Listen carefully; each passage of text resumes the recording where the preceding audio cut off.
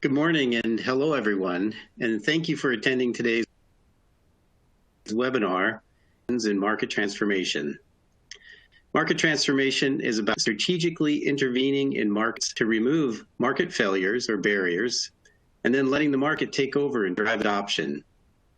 Markets come in all sizes, and today's presentations offer innovative views into how market transformation practices are being developed and implemented in regional, national, and international markets. My name is Mark Reilly, and I'm with the Northwest Energy Efficiency Alliance, and I'll be your moderator today. Before we begin, I have a few housekeeping announcements. First, your screen is customizable. Feel free to make the various windows as large or small as you would like. You can even minimize them to drop to the menu at the bottom of your screen. Click through the widgets at the bottom of the screen to be sure you aren't missing any options. Presentations can be downloaded as PDFs from the presentation list in the menu. You can do that during the presentation. The audience members are in listen-only mode, but can submit questions to the Q&A box at any time during the webcast. The presenters will respond to questions at the end of the presentation. The Q&A can be accessed at the menu at the bottom of the screen if it's not already visible.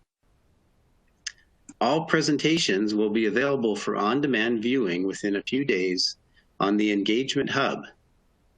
Later this afternoon, after the panel sessions, informal sessions and social times will be offered through Zoom links.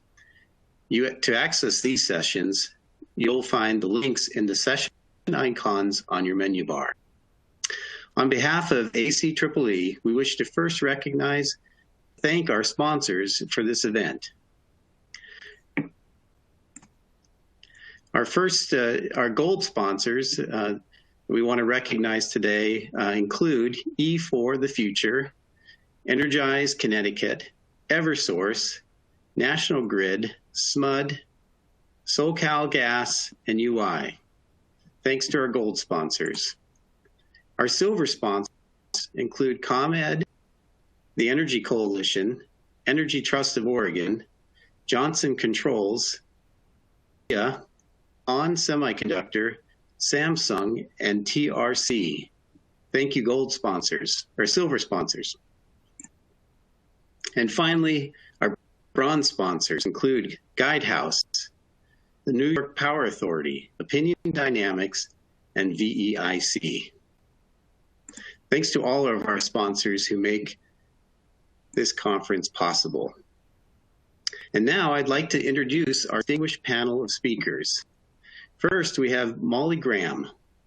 Molly is a senior program manager with the Midwest Energy Efficiency Alliance, overseeing commercial training and education programs in 11 states. Today, Molly will share how market transformation practices are being applied in the Midwest region. Our second speaker is David Goldstein. He has worked on energy efficiency and energy policy since the early 1970s and has been instrumental in development of energy efficiency standards for new buildings and appliances that are currently in effect at the regional and national level in the United States and around the world in Russia, Kazakhstan, India, and China. Today, David will share how strategic energy management and net zero building design practices can transform national commercial buildings market. And finally, our last speaker will be Smita Chandra Thomas. She's the founder and principal of Energy Shrink, a consulting practice focused on decarbonizing in the building sector. Today, Smita will share how market transformation in the financial industry is working to transform worldwide building practices to increase energy efficiency. Collectively, these presentations offer a view into market transformation in large and worldwide markets.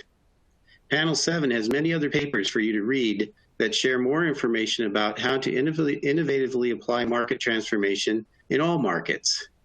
We encourage you to look for ways to apply these practices in your territories, and don't hesitate to reach out if you have questions.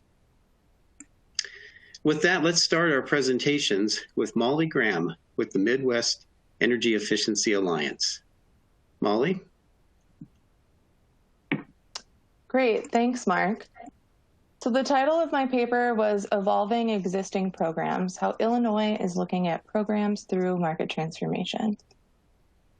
As Mark mentioned, I'm Molly Graham, a Senior Program Manager at the Midwest Energy Efficiency Alliance. This paper was co-authored with Margie Gardner and Keegan Doherty at Resource Innovations, which is a community-focused environmental consultancy with deep market transformation expertise. A quick agenda for my 20 minutes. I'm going to cover the market transformation opportunity that's presented for utility energy efficiency portfolios, what's going on in the Midwest with the Market Transformation Collaborative, a tool that we created for assessing existing resource acquisition programs to determine if a market transformation framework could increase potential savings, and then the documentation process for applying market transformation principles to an initiative, and then some key lessons learned. So quickly, I just wanted to set the stage with defining market transformation and how we think about market transformation in the Midwest. This language is actually pulled from the Illinois TRM. So market transformation is the strategic process of intervening in a market to create lasting change. Ultimately, that results in accelerated adoption of energy efficient products, services, and practices. So that lasting change piece is probably the most important part of that definition. So if we look at this graph on the bottom of the slide, it kind of represents what market transformation is aiming to achieve in a visual way. And so the blue line at the bottom is what's called the natural market baseline. It represents the general trajectory of market adoption of a product over time. This is what the market can look like without any market interventions. And then the orange line above it represents market adoption with accounting for some market interventions. In other words, forces acting on a market to speed up overall adoption of the product, so moving that adoption to the left earlier in the timeline, and also increasing market share, so raising the peak of adoption. And the area between the two curves is the measurement of the savings that can be claimed from the interventions in the market that actually led to that increased market adoption. This paper focused really on understanding the opportunities to capture market transformation and the process in which to document those market interventions. So ultimately, large influence and energy savings can be claimed. So why was Illinois looking at market transformation? There's two main problems that utilities may be facing today. Smaller opportunities for new or cost-effective savings. A lot of the low-hanging fruit has been picked, and what's left is kind of the harder to reach opportunities or maybe the more expensive opportunities. And second is energy efficiency goals are becoming harder to reach. Illinois has a cumulative persisting annual savings goal, so that makes short-term savings less attractive. Market transformation can solve both of those problems. First, it can accelerate adoption of new technologies or provide an opportunity to redesign existing programs. So getting at that first problem, maybe unlocking some additional savings opportunities. And second, costs and savings spread over much longer periods of time, so it's easier to achieve a higher cost effectiveness. And third, changes are lasting, so that can create long-term energy savings, perhaps making it easier to achieve some of those cumulative persisting annual savings goals. So how is market transformation different? The goal is really to get the market to work for you. You need to deeply understand the market and market actors so that you can use them as leverage to enact the changes that you're trying to make. Market transformation is most successful when markets are large, allowing resources like time and money to be pooled across multiple utilities or market actors, making it more cost-effective ultimately for the individual utility because resources are spread across many. Market transformation can accelerate the reduction in unit cost and accelerate and increase consumer awareness and adoption of your product. accelerate stocking practices, and create those lasting changes that we talked about, with the ultimate goal being to have a product that gets adopted in either a building code or maybe an appliance standard, which would really cement that product as the new standard practice. And if that can't be achieved, a softer mechanism of lasting change could be that your product can drive a profitable practice where it makes more sense economically to pursue the efficient product versus others on the market. So the slide is very busy. Please don't strain your eyes trying to read it, but I just wanted to highlight a few key differences between resource acquisition and market transformation. Scale is a big one. You can't transform a market if you're limited to the boundaries of a service territory, like resource acquisition might be. Market transformation rather has a specified, defined target market, one that is large enough to perhaps persuade manufacturers to ramp up production of a product or change stocking practices in big box stores. And the goal isn't to issue, as many incentives as your budget can afford in a year. You're working towards structural market changes, which can take time to implement and ultimately see the results from. To that end, these programs can span a 10, 20 plus year time period. And many times the savings don't occur like in lockstep with the investment. But if you can document your actions and achieve regulatory approval upfront to count the long-term savings, then your potential savings actually becomes much larger. So in the Midwest, two of the major investor-owned utilities in Illinois, ComEd and Nicor Gas, decided to invest in creating a collaborative of like-minded utilities, all interested in the potential of market transformation. Market transformation has never really been done in the Midwest because of just the regulatory landscape in claiming those long-term savings.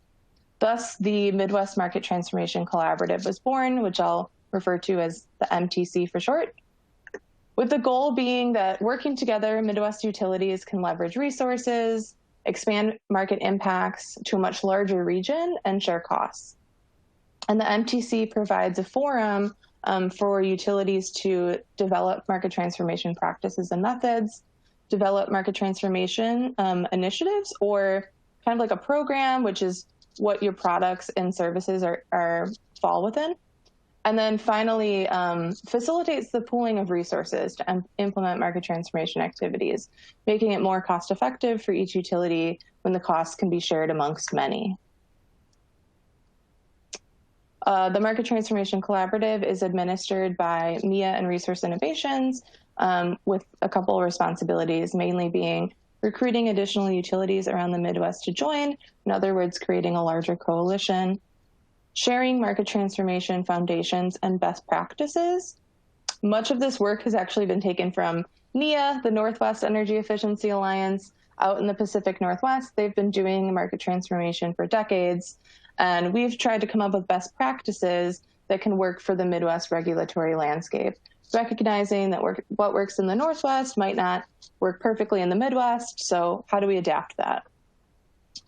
We've also developed the market transformation infrastructure model specific to the Midwest. So one outcome of this work was a framework for counting market transformation savings, which was ultimately adopted in the Illinois TRM and opened the door for utilities to claim longer term savings and start working towards these goals.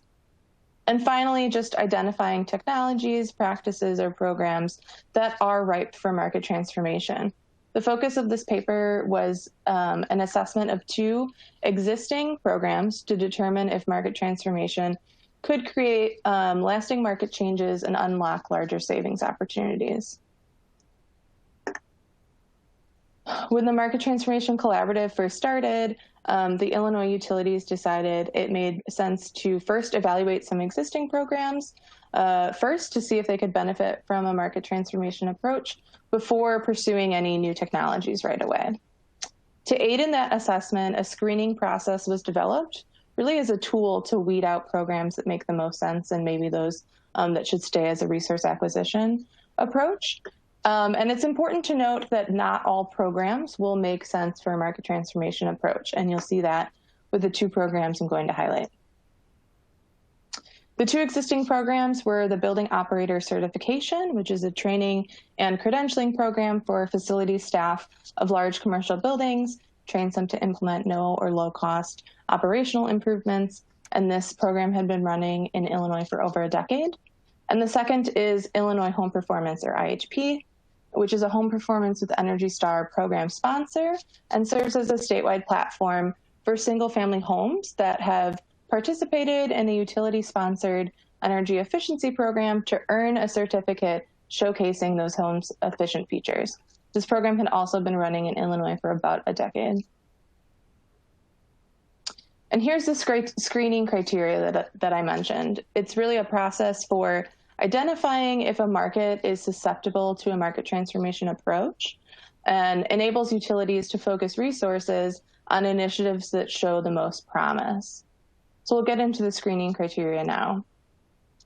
The first step in the screening criteria is determining if a technology or service can have large enough savings to justify the long-term resource commitment required. So if we look at BOC, for example, the program had been evaluated multiple times and shown credible savings per participant that goes through the training. And it was determined that the program could have sufficient savings if you can restructure the program to get a majority of buildings to participate. So in this instance, BOC passes. IHP, on the other hand, did not create any additional savings because the homes had to go through a utility energy efficiency program to earn the certificate. So those savings were already counted by that program. The argument could be made that the marketing of the certificate and the value provided to the homeowners likely helped drive participants to the energy efficiency program, potentially ultimately increasing program participation.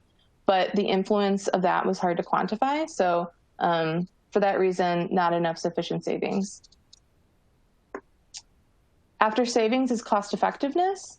This initiative should have a reasonable scenario where savings could be cost effective over the long-term horizon. This also requires confidence in that estimated energy savings per unit. And as mentioned previously, these programs can last 10 plus years, so the savings certainly need to outweigh the costs.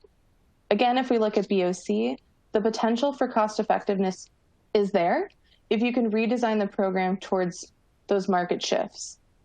With IHP not delivering any additional savings, it just can't be cost effective. Also, I should note that there's a small error on this slide. The clause that says to lack of claimable savings should be in the blue box with IHP, not in the green box with BOC. Next is a strong market transformation logic, which means the ability to link the current state of the market to the desired future end state. Are there existing barriers and opportunities that intervention strategies can overcome to effectuate market change? For BOC, barriers and opportunities were easier to identify. There were multiple activities possible to help address some of those specific barriers. And then for for IHP, the market transformation logic was a little bit weaker. There's not strong leverage points, and the opportunity to create lasting change is a little bit harder, which we'll talk about now. The next criteria is lastingness. I mentioned earlier that lasting market changes are what you're striving for. And so a way to create those is getting on a path to either having your product or service adopted in a building code or an appliance standard. With a training program, there can be the potential to influence hiring requirements with large employers, which could create lasting market change. Labor unions are a powerful market force that have the potential to dictate training requirements for a certain market. So BOC probably doesn't have the potential to influence codes or standards, but that softer mechanism of driving profitable practice. And then for IHP, without a code change, it would be hard to achieve that lasting change. And there would need to be some significant investment made in order to actually influence codes. Next is leverage, which are opportunities in the market where market actors have strong influence over the market. Again, with BOC, there are some large organizations that have significant leverage in the commercial building market, like labor unions, large property management companies, or municipalities like the city of Chicago that have climate goals to meet. So your intervention strategies and activities can be designed to be mutually beneficial to you and your large market actors. IHP had weaker leverage points because there's no centralized or large market actor that influences changes in the residential retrofit market. This seems like it may be an obvious one, but it's important if you want to create lasting change, and that's having a clear market and product. Here's an example where BOC actually scored a little bit lower than IHP. Commercial building operators represent a somewhat fragmented target market, some being union members, others may be small independent building operators, or maybe contracted maintenance suppliers for service contracts. So all of those target markets may have different barriers to entry, meaning different activities to overcome those barriers, but the product is clear. It's a nationally recognized credential. IHP's target market is broad, but it's homogeneous. Since it's all single-family homes, the IHP certificate that the home receives is recognized and has clear requirements for attainment. And lastly is strong non-energy benefits. We all know that saving energy isn't enough of a motivator to get people to change their practices. So initiatives with multiple benefits for end users are likely going to have more success over those with no or little non-energy benefits. BOC has several for various end users. There are some for the building operator, the building owner, and the tenant occupying the space. And at this point, the only non-energy benefit for IHP is the increased occupant comfort, so probably not enough to change behaviors.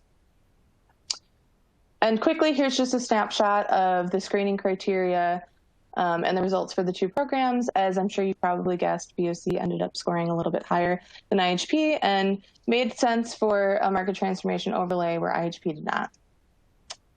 I mentioned this in the beginning of the presentation, but the documentation process is critically important to being able to claim the long-term savings stemming from your market interventions. You need to document the hypothesis, your strategy, the market data you have collected, and any assumptions you're making at the time of your launch. And this all needs to be done before you start any market interventions.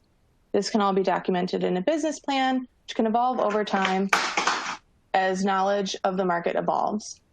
The business plan needs to be agreed upon by your regulators and other important stakeholders, so ultimately no one is surprised when you start claiming savings from these market interventions. A logic model can be a super helpful tool in the documentation process. It's a graphic depiction of the relationships among the activities, outputs, and outcomes of the program, and the theory of change should be clearly visible throughout the logic model.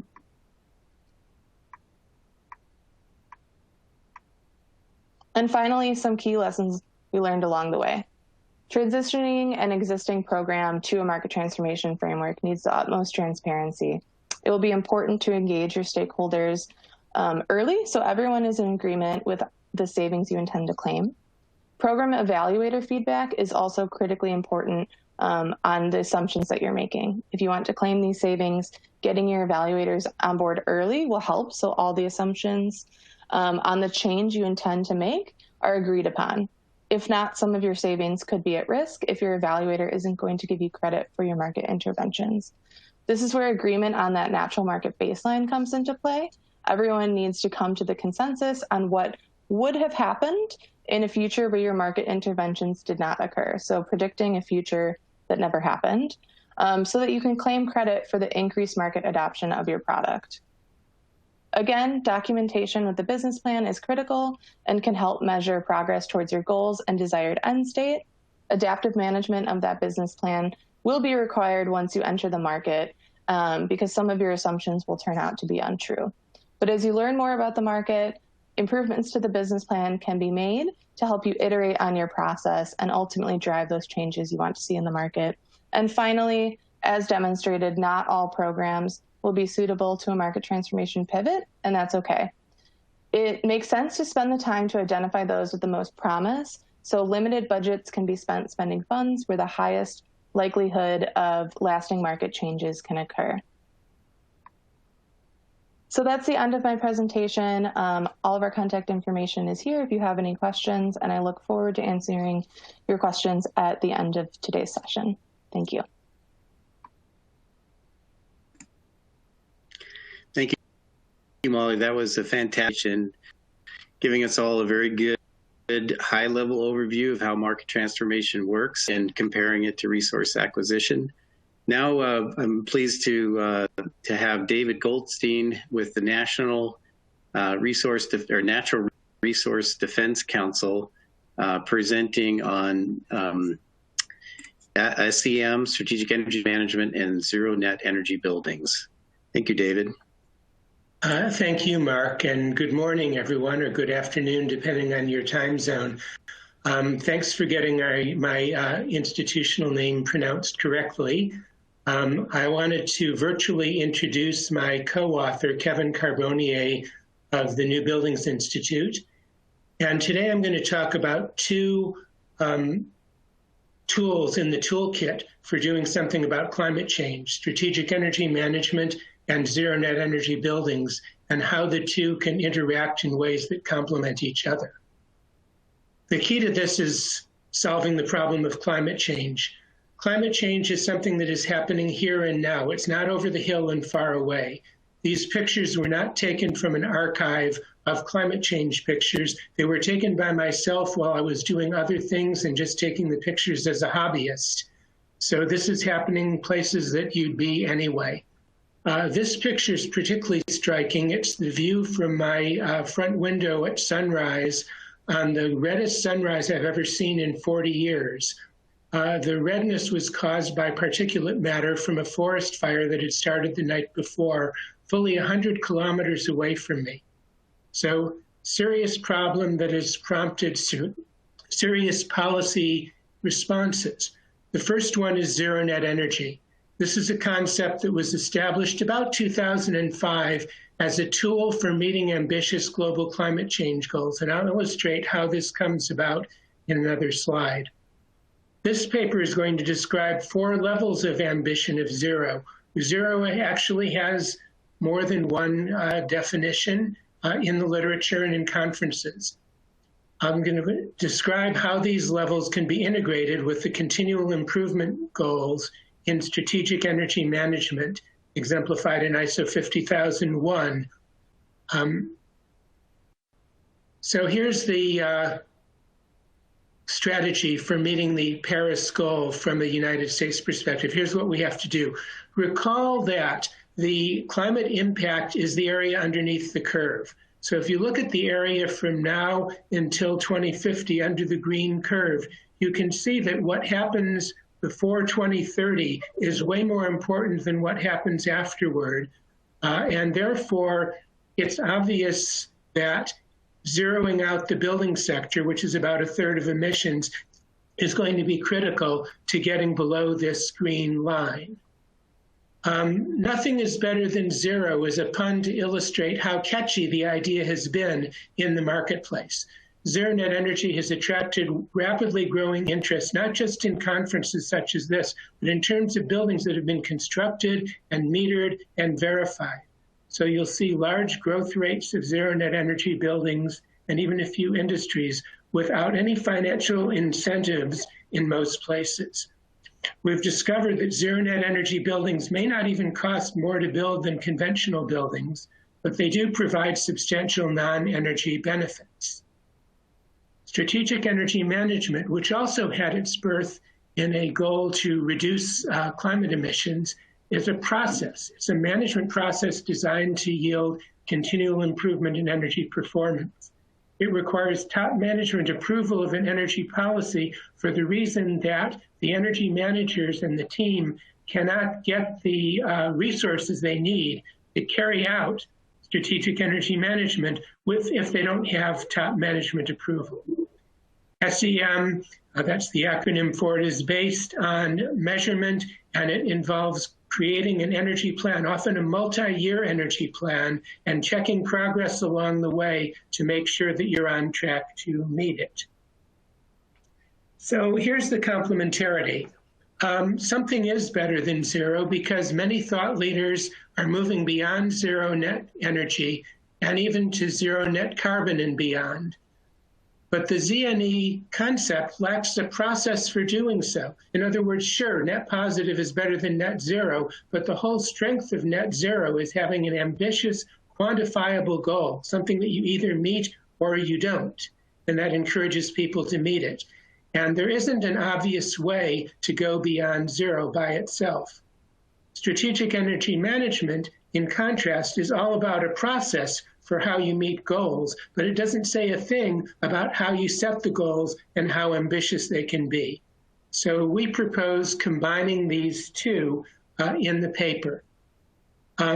Little background, zero net energy and zero net carbon look at cumulated annual, zero net energy looks at cumulated annual energy consumption and cumulated annual renewable energy production.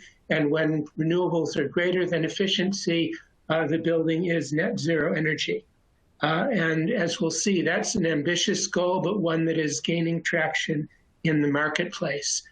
But zero net energy does not achieve zero net carbon, and we'll explain why in a moment. Zero net energy is not the same as 100% renewable energy. It's better, in my humble opinion, because one of the ways you can achieve 100% renewables as a company is just tell your purchasing manager, go buy some renewable energy credits, or come up with a power purchase agreement, and it doesn't even have to have any connection to the plant. It can be renewable someplace else. And this creates problems with additionality of the renewables, and it also violates the loading order that we're seeing in existing zero net energy buildings, because even though the definition of zero net energy doesn't say anything about the balance between efficiency and renewables, in practice, ZNE buildings that have been documented are all extremely efficient, and renewables are used to make up whatever energy you can't reasonably reduce. Where 100% renewables doesn't do that and creates some additional problems I'll describe in a moment. Zero net energy requires maintaining performance over time, which means that you have to look at metered results year after year after year. If you combine this concept with strategic energy management, continual improvement says that you're going to go beyond zero into the positive level. And this paper proposes setting affirmative targets for what those positive levels should be. Zero net energy has been very successful. You can see the very high growth rate in North America for registered ZNE projects, even without incentives. You can also see a lot of progress in Korea, where they have mandatory standards for zero net energy that are just beginning to phase in this year. So you're beginning to see that people are meeting the mandate in residential high-rise buildings as well as other buildings. Obviously, high-rise presents some challenges to renewables being on site. The way Korea addresses that is counting off-site renewables once you've done what you can on site for renewables, but they're discounted. You don't get one-for-one credit. The electric grid. This is important because it explains why zero net energy is not as tough as zero net carbon. It has to do with the duck curve. The duck curve is, analytically, it's this. It's the curve of net load after solar, and look at 2020, which makes for the most extreme part of this graph. And what this shows is that lots of people are using solar, net loads are down when the sun shines, and there's a huge ramp rate in the evening, which is a problem and which is associated with the blackouts that we had last weekend in California. It results in the following emission factors. Look at how different they are. Between good hours of the year in winter and bad hours of the year in summer, 10-to-1 difference in marginal emission rates. And this is going to grow bigger in the future as we look at the build rate of new renewables as part of what's on the margin. Seasonal variation just complicates it even more. This is average emission factors currently on the left and projected 2030 on the right, with months going from left to right across the top. and hours going from midnight to late evening on the vertical axis. And what you can see is there are green areas where more renewables production doesn't help you that much, nor does energy efficiency, and red hours where efficiency is really important because renewables aren't really available. So what this shows you is that it's going to be harder to get zero net carbon than zero net energy because a lot of the building's electricity consumption is in the red. However, zero net carbon as a goal opens up a new dimension for energy efficiency because you don't just have to reduce energy use, you can also get credit for shifting the same amount of energy use to times when the grid is clean and away from times when it's dirty, through storage, through demand flexibility of part in ways that we've just barely begun to explore. So this paper looks at how you build on ZNE success. The growth rates I showed before are remarkably high, but the share of the market is still very low. And in my opinion, we would really be risking our success to try to move the goalposts before we've really scored the goal. So what I'm proposing is that we establish additional levels of accomplishment, sort of like LEED certified, LEED silver, LEED gold. And you can use strategic energy management to advance a building from the easiest level of ZNE, which still isn't so easy, to more and more ambitious goals over time. Over time, maybe several years, it may even be 20 years, but the power of continual improvement, like any other system based on exponential growth, is that if you compound the growth in efficiency in this case over a long enough period of time, you can really get dramatic improvements in the outcomes. So what this paper does is to propose 4 levels of zero net energy. The first is what we're currently using, annual average. The second is zero net carbon considering marginal energy inputs to the grid on a time of use basis. Diversion. What if we talked about zero net carbon using average emission factors? Well, that's not really a new level because once you're at zero net on an annual basis, it doesn't matter what your carbon factor is, anything times zero is still zero. So in order to make zero net carbon a meaningful additional goal, you really have to look at time of use. Third is considering ZNC, including the emissions required to construct the facility. These emissions are almost equal to 50 years of operating energy if you're talking about an efficient building. And some observers have noted in conferences that you can probably save 30% using off-the-shelf alternatives right now.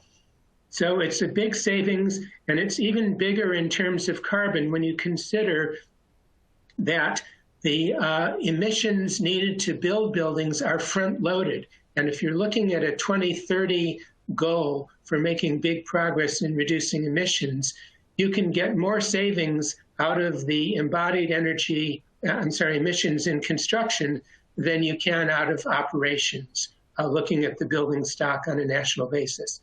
And then finally, zero net carbon, including additional emissions from transportation of supplies and people to the site.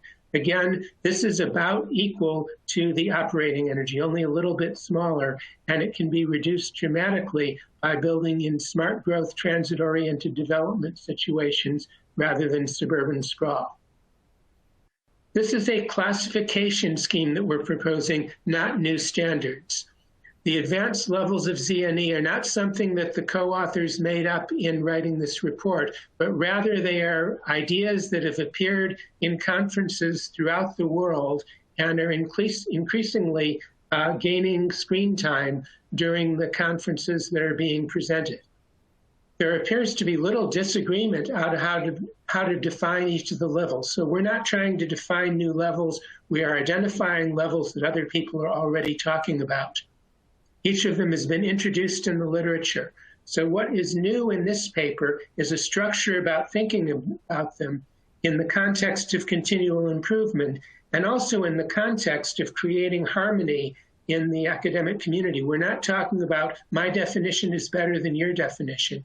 we're talking about a rank ordering that says each level of achievement is better than the one before it. Let's see how much you can do with a given program for a given building in a given climate and in a given year, because we're hoping that continual improvement helps with both the technologies for efficiency and renewables and the operation and maintenance protocols. This slide, which I encourage you to look at in the slide deck so you can see it more clearly, schematically represents what I'm talking about, where the different levels of efficiency are like rungs on a ladder, and the continual improvement process indicated by the acronym ENMS, or Energy Management System, which is the formal name for the process that SEM uses, are the verticals of the ladder that allow you to climb from one rung to the next rung and eventually to the top of the ladder. So conclusions are: zero net energy as a concept is proving an attractive way of making energy visible and of encouraging renewable energy use.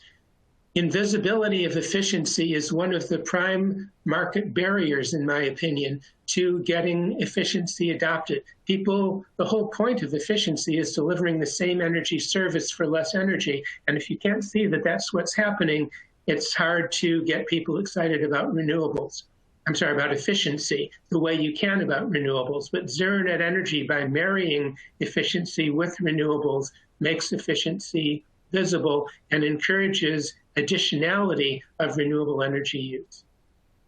Second point, continual improvement through the SEM process can allow zero emissions at the various levels at a projected year in the foreseeable future, according to the energy plan that is required anyway as part of SEM. Finally, zeroing out construction energy and transportation energy makes the goal much more difficult and will require much greater use of renewables, even after you've done all the efficiency you can think of, and that's a good thing. So thank you very much for your attention. Both of us will be available by email as well as at the end of this session for questions or comments or suggestions.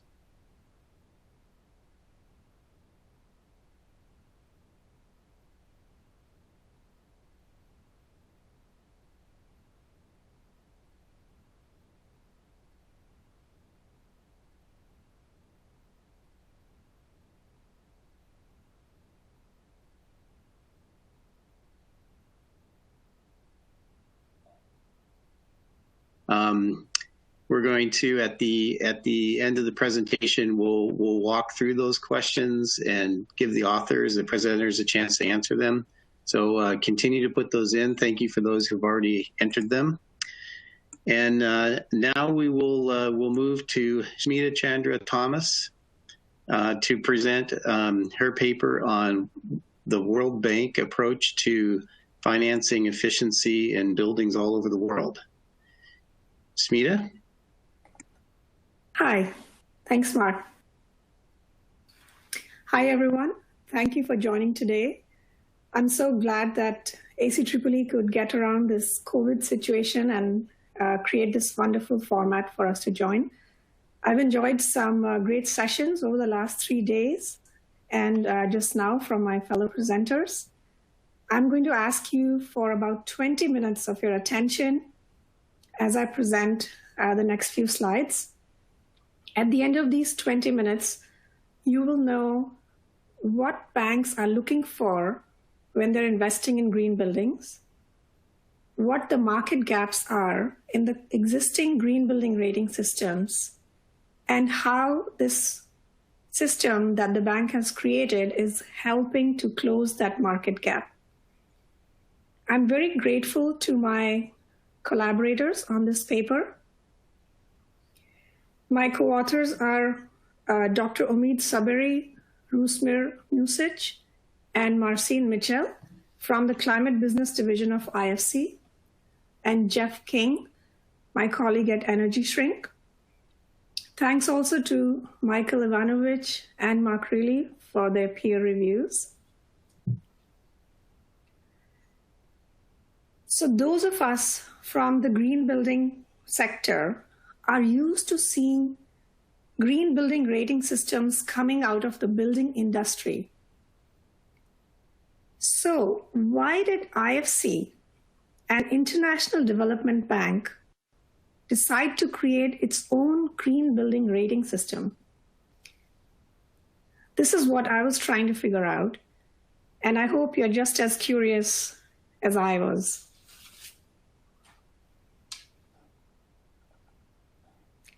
My name is Smita Chandra Thomas. I'm the founder and principal of Energy Shrink, which is a consulting practice focused on decarbonization in the building sector. I'll be your presenter today. I've been serving as a consultant to the Climate Business Division of IFC for the EDGE Green Buildings program since 2016. As one of the 5 institutions that make up the World Bank Group, IFC is the largest international development bank focused on the private sector in emerging economies. There is a strong business case for building green in the emerging economies. With a growing middle class, demand for new construction is booming. Meanwhile, the relative cost of utilities for the private sector can be very high in the countries where it is not subsidized by the government. For example, residents in Colombia pay up to 30% of their monthly income in utilities.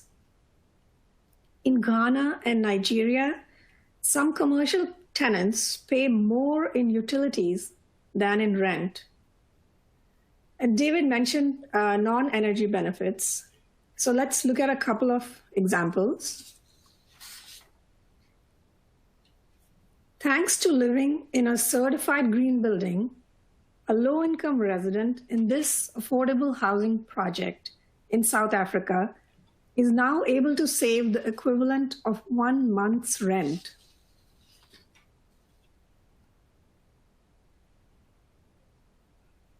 In Ghana, the certified green hospital, it's a mother and child unit in this hospital in Kumasi, is now able to divert the money that was being spent on utilities, into better facilities instead. This helps to reduce the mortality rate for both mother and children. This is what makes our work truly meaningful. And of course, there is climate change. Climate change is one of IFC's 5 strategic pillars. As of June 2019, IFC had invested $5.5 billion in green buildings, $4.5 billion in green building projects, and an additional $1 billion in financing for green homes and commercial and institutional buildings. IFC climate advisory services are funded by donors from advanced economies such as Switzerland, UK, and Japan. In the lower part of the slide, you can see that the World Bank Group has committed to investing and mobilizing $200 billion to combat climate change and increasing climate finance to at least 35% of its direct financing by 2025. Similarly, the European Investment Bank drastically increased its goals for the current decade, 2021 to 2030, to support 1 trillion euros of investments in climate action. These global financial institutions are mandated to assist emerging economies in meeting their climate goals. The building sector, as many of you know, including construction and operations, constitutes the single largest global sector in energy consumption, as well as in global greenhouse gas emissions. This data is from the latest IEA report, which was published in 2019 and has data from 2018. So green buildings are a multi-trillion-dollar opportunity. As an impact investor, which IFC is, focused on pursuing positive social and environmental outcomes through profitable investments, IFC views the green building sector as a multi-trillion-dollar business opportunity while reducing energy-related emissions. According to IFC research, which you can see on the slide, the market opportunity in green buildings dwarfs all other sectors in climate-smart investment potential. It's a little hard to read this slide, but the columns are showing the different kinds of clean energy investments available, and buildings have the highest opportunity, 16 trillion out of the 22 trillion in the total climate sector. This is a more recent study. Here you can see that the green buildings investment potential is growing. The estimate grew from 16 trillion in 2016 to 24.7 trillion in 2019 across the globe. Now this slide is showing just the building sector, and in yellow is the Asia Pacific region highlighted, which has the highest potential. And yet, according to the latest IEA report that I just cited, less than 1% of the investment in buildings is currently being spent on improving energy efficiency. Green buildings have proven to be a higher value, lower risk asset than standard structures. And I have citations for this in our paper. So this is a promising but untapped opportunity. To unlock the potential of green buildings, banks need three things. So this is really important to understand. They need independently verified green certification to reduce risk. Risk is a really key factor for banks. So they want independently verified green certification. They need dependable improvements in financial and energy performance. And they need quantified impact reporting that they can easily translate into terms that are familiar to them, such as return on investment or cost-benefit ratio. Financial institutions do not need to understand the intricacies of green buildings. They need to view cash flow and emissions reductions. So now let's look at the market gaps that are in the current green building rating systems.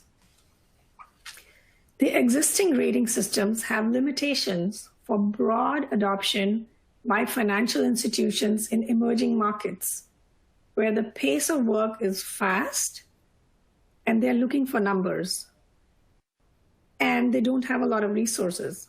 So international certification programs are hard to reach for most of these people, both in terms of cost, as well as in terms of access to technology and even to the standards, which sometimes cost hundreds of dollars to download and reach.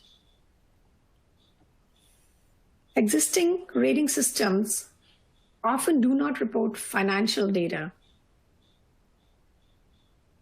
The indicators for resource efficiency are also not easily available.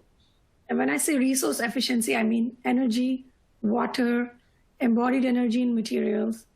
It's not clear from a rating what those indicators are for a building. Some ratings have a combined score for the building asset and the factors that are dependent on occupant behavior. Others evaluate non-resource factors such as light pollution, views, social performance criteria, and universal accessibility in their ratings. Also, many leading systems require complex teams with expertise and infrastructure that is not easily available in emerging economies. And leading systems also use advanced standards from developed countries that do not easily apply to emerging economies. So altogether, these factors limit the ability of financial institutions to scale their impact in emerging economies. According to the 2018 World Green Building Trends Report, the top 3 reasons respondents gave for not using a green building rating system were the high cost, difficulty in understanding the requirements and documentation, and insufficient tailoring to regional and cultural realities. The data makes it clear that a system that is affordable, accessible, and locally relevant is needed. This led to the genesis of EDGE for the mass market. While market-leading green building rating systems such as BREEAM and LEED pioneered the way, IFC created EDGE to complement these systems and mainstream green buildings globally. EDGE fills the market gap to meet the needs of banks investing in emerging markets. And honestly, after all the sessions that I've heard over the last few days, I would say that when we are thinking of social equity and the hard-to-reach market in the US, it's probably a good fit there as well. The EDGE platform offers a complete solution for rating green buildings. It is a standard, it is a software, and it is a certification system all in one. As a standard, EDGE is simple and focused solely on resource efficiency. A building is considered green if it uses 20% less energy, water, and embodied energy in materials compared to an equivalent local benchmark. So the standard is 20-20-20, but the benchmark is local. Using delivered energy, water, and materials as the inputs, EDGE provides metrics-driven reports on resource use and financial returns to a financial institution. The EDGE software is a portal to the EDGE certification process from A to Z. The free software can be used by everyone from the project team to the auditors to the certifiers. Users can create personal profiles and portfolios. Designers can model their buildings using the built-in tool and the built-in user guidance. They can evaluate the savings and financial returns instantaneously, and they can use the same software to upload their documentation. Auditors and certifiers can use the same software to audit and certify the building, and even to print their certificates. This is a screenshot of the EDGE application, which shows the simple user interface. There are checkboxes for people to select measures. On the right-hand side are the bar charts where you can see the results, which are generated instantaneously. EDGE has been translated into multiple languages for local audiences. And the open access EDGE website provides a central resource for all EDGE-related information, including access to the free app and case studies. The certificate provides metrics for verification and compliance in each of the 3 categories. So on the certificate, you can see your energy savings, water, and embodied energy in materials. Projects achieve preliminary certification based on design. And to achieve the final EDGE certificate, a site audit of the completed project is required. Multiple layers of quality control are built in. While EDGE auditors audit building projects, certifiers perform quality assurance of the auditor's work. IFC in turn regularly audits the certifiers. There is an independent organization that offers exams to auditors and experts after their EDGE training. Now, even though 20-20-20 EDGE standard is global, the baselines vary in EDGE depending on the location. The screen shows 2 examples from South Africa and China. Baselines in EDGE can vary by country, region, or city, depending on the typical building practices. When baselines are being designed, local stakeholder groups are convened to evaluate the baselines every 3 to 5 years. We are currently going through the baseline update for EDGE version 3, and which will be released in December. In addition, the EDGE software is updated every 2 weeks. So if a request comes in mid-cycle from an expert to update the baseline because of a code change or similar reason, we can do that mid-cycle. In summary, the purpose of all these features we just reviewed has a single goal: to accelerate the market adoption of green buildings. So with its numeric and financial focus, EDGE is aligned with several global standards for climate reporting. Here are a few examples, such as GRESB, climate bonds, and CDP. EDGE has also partnered with several development financial institutions, as well as global private sector investors. Financial institutions in developing countries are adopting EDGE to expand their green building investments, raising their visibility and brand value. The screen shows a few examples of press coverage. The first one, Bancolombia, was recently awarded by the Dow Jones Sustainability Index as the most sustainable bank in the world. Out of the 170 countries where EDGE is currently available, projects have been registered in 75 countries, and more than 12 million square meters of space have been certified. The next version of EDGE will cover all 217 countries listed by the World Bank. Colombia is one example where green buildings have expanded rapidly, in part due to EDGE. And finally, and yet a large amount of potential remains untapped. How many more lives could be impacted if we could expand green buildings to the entire building sector? With its simple, cost-effective, and streamlined platform, EDGE is enabling global financial institutions to contribute effectively to sustainable development goals. EDGE continues to evolve to meet the market challenges. Further growth of EDGE carries high potential for positive impact. So if you would like to learn more about EDGE, the website is edgebuildings.com. And if you would like to reach us, we are available at energy-shrink.com. Thank you. And thank you for this opportunity to present. Thank you, Shmita. That was fantastic, and I really love the approach that allows local has a local baseline so that it's obtainable, in their current market, and but still has global impact by opening it up for everybody. So thank you for that presentation. And now we move into our question and answer period. And I'm going to turn this over to Carolyn Zoom with Lawrence Berkeley National Lab, my co-chair on this panel. And thank you so much for the questions that have come in. Keep them coming in. We'll cover as many as we can. But I believe that the authors will have a chance to go back and connect with you directly with questions that you've asked. So don't hesitate to continue to add questions. And with that, I'll turn it over to Carolyn. Thank you so much, Mark. And thank you so much to the presenters today. I loved these presentations. I wish we had more time.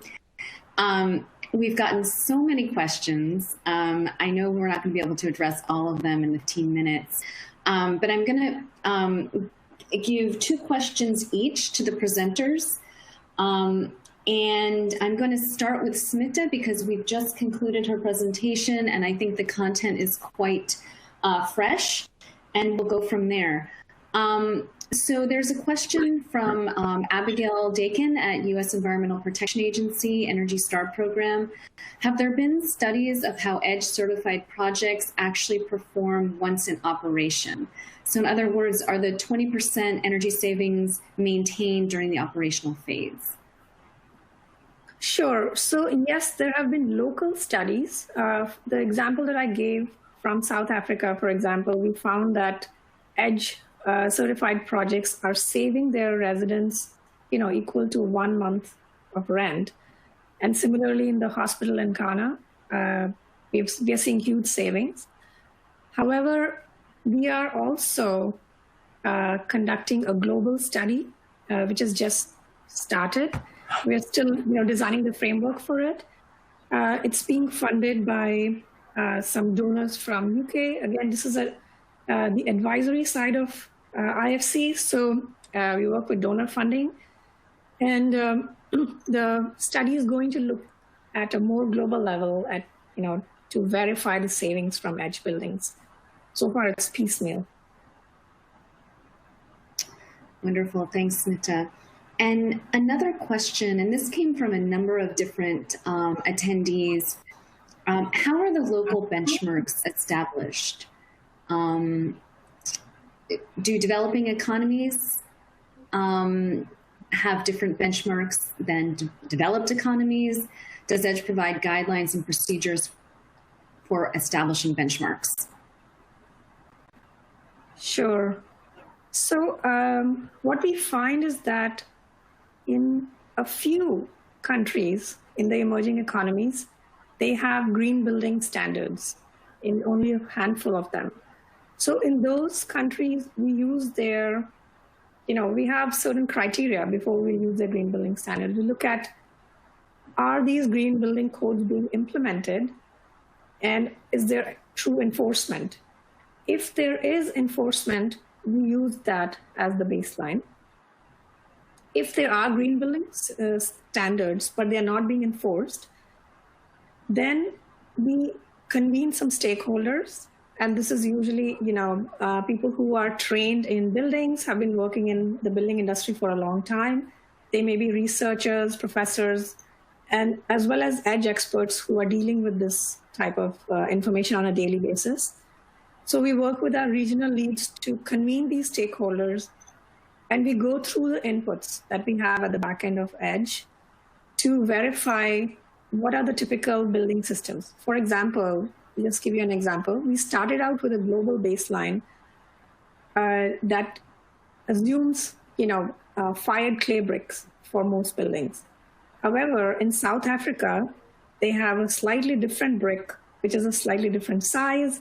So when we got that feedback from the stakeholders, we looked into it, we verified it, and then we updated our baseline to reflect that. So it's similarly for green building standards. In some places, they have water flow standards. They have flow metrics for their faucets.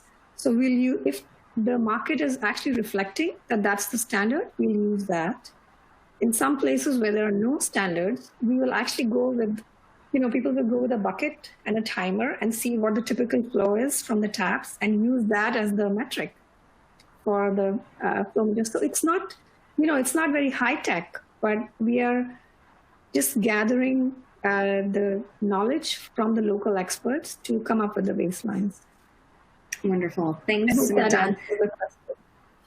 I think so. And I also encourage folks who had questions about IFC's method for, establishing the certification to check out the website. There's a lot of very valuable, well-documented information about how the benchmarks are established. So thank you very much, Smita. That was a great answer. So I'm going to move us to questions for David now. The first question is, given the large proportion of existing building stock, can you share your views on the most critical net zero energy technologies or engagement strategies for existing buildings? Well, that's a really important question. And New Buildings Institute tracks net zero buildings, both retrofit and new.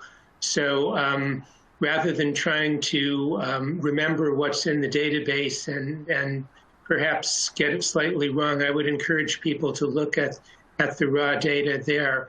The key points are, one, that it is possible to get net zero in many existing buildings or most existing buildings. And when you can't, you can come pretty close. Second is, if you're considering the embodied carbon, you may be better off, and it's site-specific, saving 75% and keeping the building the way it is, rather than expending all the embodied energy in demolition and reconstruction to get a building that truly is net zero. Thanks, David. Wonderful answer. And another question, this is a quick one. Are you aware of any utilities that are piloting an integrated net zero energy and strategic energy management program? This is a really exciting concept. I'm not aware of any, meaning if anyone in the audience is, please let me know.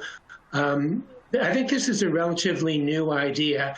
The concept was developed in the context of a new standard on zero net energy called ISO 50010, which is relatively early in the development process. So it's not an idea that's been socialized widely. That's one of the reasons for presenting it here. But I would love to work with utilities that are trying to do that, because I think if you've seen the success we've gotten in zero net energy buildings without that much utility involvement on the incentive side, imagine what we could do if this were actually a level that is seriously being promoted. Excellent. Thank you, David. I'm going to move to questions for Molly now. A couple of questions here. How is the pool of possible technologies chosen? How often are these reevaluated? Yeah, that's an important question. So I don't know if I said this in my presentation, but the Market Transformation Collaborative actually started back in 2019. So it's only been around for about a year and a half. So the initial pool of technologies were some of the existing programs that the utilities were running that they had identified as getting some preferential treatment. And then we also took some initiatives that NEA, the Northwest Energy Efficiency Alliance, who I mentioned is doing a lot of market transformation work, some initiatives on technologies or products that they were already working on and kind of had already done a lot of research on what the market looks like and how it could be leveraged beyond their region. So taking more of a national or multi-regional approach. But we did recently develop an external engagement strategy, recognizing that we want other people to be able to bring forward ideas to the collaborative for consideration. So the first step will be scoring the technology, utilizing that scoring criteria that I went through in my presentation to determine if this technology or product makes sense for a market transformation approach. Maybe it doesn't, but the utilities are still interested in pursuing it through an emerging tech or pilot program. And then after the scoring criteria, there will be a conversation with the utilities to determine how does this fit within their portfolio? Are you interested in it? Are there specific sub-target markets within the larger market that you're interested in prioritizing? For example, maybe low-income customers. So the opportunity and methodology for soliciting ideas from external stakeholders is still being finalized, but it's going to be rolled out later this year. So if anybody has thoughts on other initiatives, products, technologies that the Midwest should be looking at through market transformation, stay tuned. We'll be announcing how to do that soon. Wonderful. Thanks, Molly. And a final question, is the program designed for market transformation typically an incentive, for example, to the manufacturer, or are there other types of program design? Yeah, that's another good question. So the program design is really around the barriers that you see preventing the market adoption of this product. So you do have to spend a significant amount of time understanding the market and why this product isn't currently being adopted so that you can design your program around easing those barriers.